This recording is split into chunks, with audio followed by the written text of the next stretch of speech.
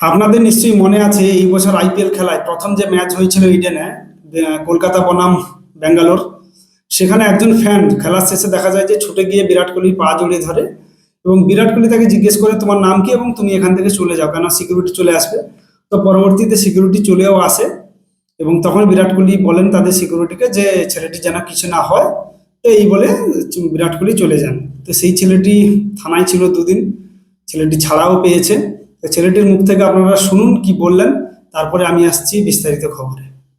विराट की बोललो যখন পাটা ছুলে। भाई भाई तेरा नाम क्या है? হ্যাঁ, भाई तेरा नाम क्या है? তুমি বললে নাম। नाम बोला, नहीं बोला भाई भाग जाए यहाँ से, भाई भाग जाए यहाँ से। আমার সঙ্গে এই মুহূর্তে যিনি আছেন একেবারে চেনার কোনো রকম দায় নেই, কারণ সোশ্যাল মিডিয়ায় তিনি এখন ভাইরাল।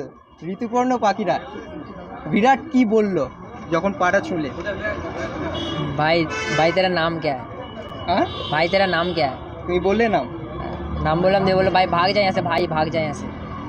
ऐसे ही बोला, फिर दोनों सिक्योरिटी आ गया। हाँ, फिर मेरे को पकड़ा, फिर विराट कोहली सर आया, बोला इसको कुछ मत करना, छोड़ देना, बाकी हम देख लेंगे। बाकी सब ऐसे देख लेंगे। ऐसे बोला, हम चला। আরে তুমি আমায় একটা কথা বলো, তোমাকে আমি যখনই দেখেছি তখনই তুমি হাসছো। এই দুটো দিন কি মালুম হয়েছিল কোনো রকম তুমি লকআপে ছিলে বা এরকম কোনো মালুম হয়েছিল? কিছু মনে হয় না, সারাদিন বিরাট কোহলি কথা ভেবেছি। এই জামাটা দেখে মানে হাতের সারাদিন ছোঁয়াটা কাটিয়ে একবার দেখাও আমাদের দর্শকদের। এই হাতে বিরাট কোহলির ছোঁয়া আছে। এই হাতে, এই মাথায় হাত দিয়েছে, এই জামায় হাত দিয়েছে। এই জামা আমি ফ্রেম করে রাখবো, এই জামা জামা এই frame করে রাখবে? হ্যাঁ। তবে যেটা করেছো সেটা কি ভুল বলে মনে হয়েছে পরে? ভুল তো করেছি, কিন্তু আমার কাছে আর কোনো উপায় ছিল না। মাথায় কি এসেছিল, আবেগের বসে করে ফেলেছি। ভেবেই করেছিলে? যেটা আমি জানলাম যে তুমি ভেবেই করেছিলে, সম্পূর্ণ ভেবে। ঈশ্বর দর্শন হলো? ঈশ্বর দর্শন, প্রণাম করেছি ঈশ্বরকে, ঈশ্বরকে প্রণাম করেছো? প্রণাম করেছি ঈশ্বরকে। তো আফসোস হচ্ছে আর তো মাঠে যেতে পারবে না এই মরশুমটা। এই সিজনটা কষ্ট করে নেবো, নেক্সট সিজনে যেতে পারবো তো। নেক্সট সিজনে পারবে। ক্রিকেট তো খেলো? হ্যাঁ, ক্রিকেট খেলি। ক্রিকেট খেলো এখনো ক্রিকেট খেলো? এখন এই বছরটা অফ আছে, ওই এইচএস মাধ্যমিক পরীক্ষার দিলে। জন্য অফ রেখেছি। তো কি স্বপ্ন, ক্রিকেটার হওয়ার স্বপ্ন রয়েছে? স্বপ্ন তো আছে, দেখা যাক কতদূর যেতে পারি। তোমার জন্য গোটা কলকাতাবাসী চিন্তা করছিল যে Thank তুমি you এখনো বলবো। আটকে রয়েছো।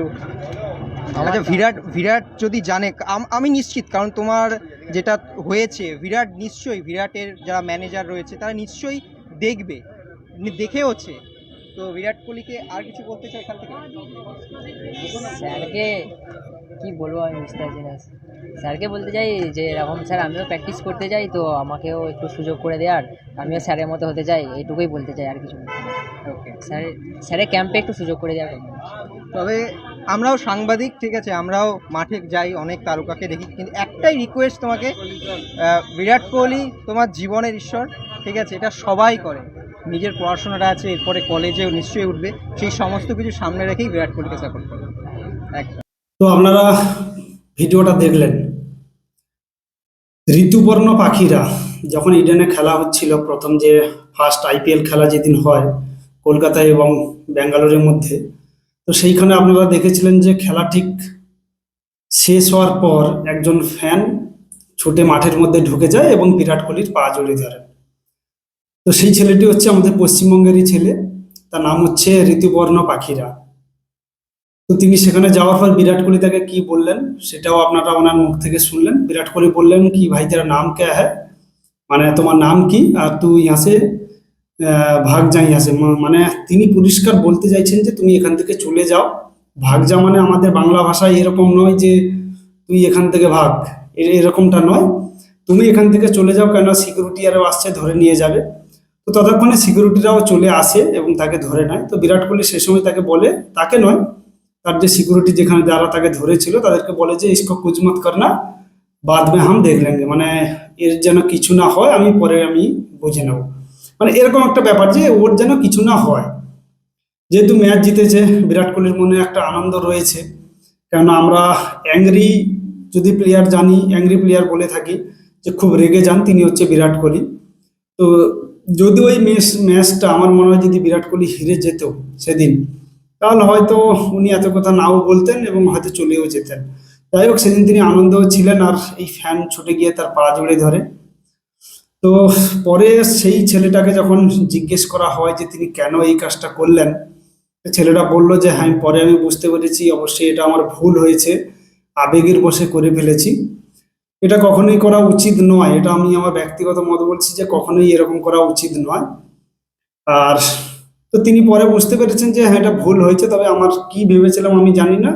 তো আমি এটা আর কিছু বুঝতেও পারিনি, আমি হঠাৎ করে মাঠের মধ্যে ঢুকে পড়েছি।